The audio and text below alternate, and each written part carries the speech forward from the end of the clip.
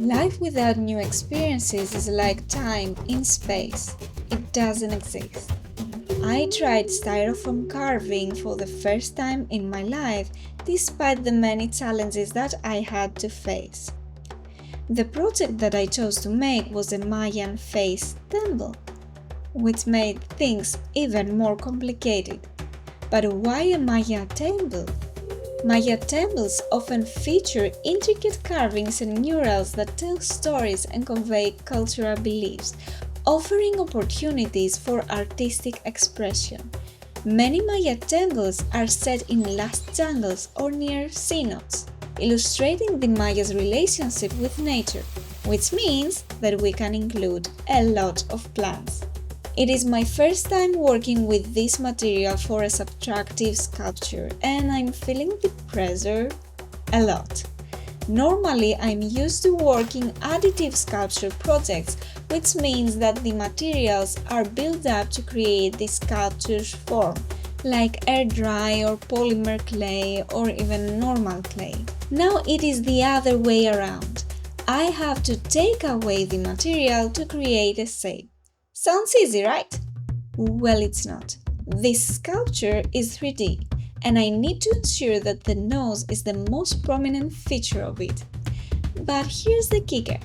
I am working from a single printed image without any dimensional references, which makes it tough to gauge depth. Plus, I don't have an electric cutter, so I am relying on knives and heated clay tools to engrave the details.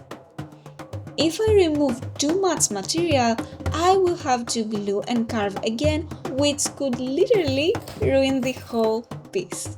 I am using styrofoam instead of clay or wood.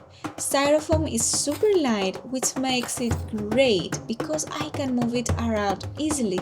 Plus, it won't soak up any water, so I can add plants without worrying about them dying or rotting. Root rot is the enemy, especially in terrariums.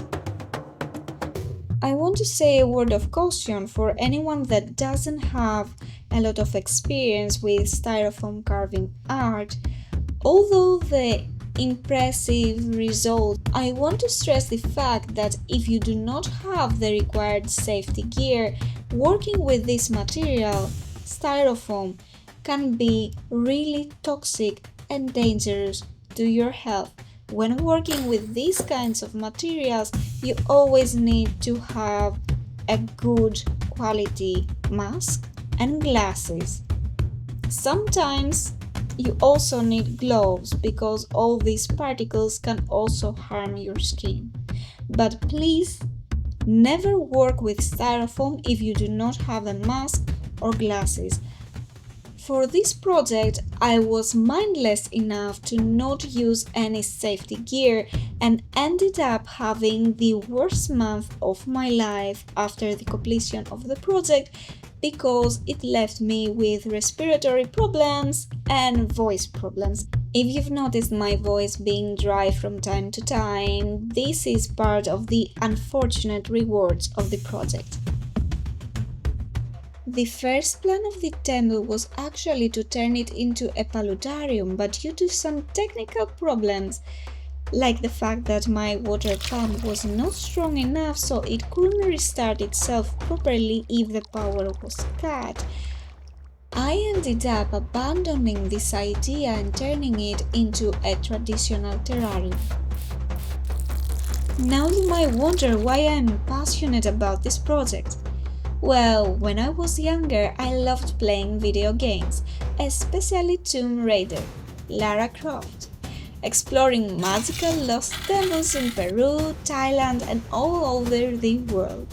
Those places were filled with ferns, moss, wild plants, and of course they sparked my imagination. They felt magical to me, like my mom's garden.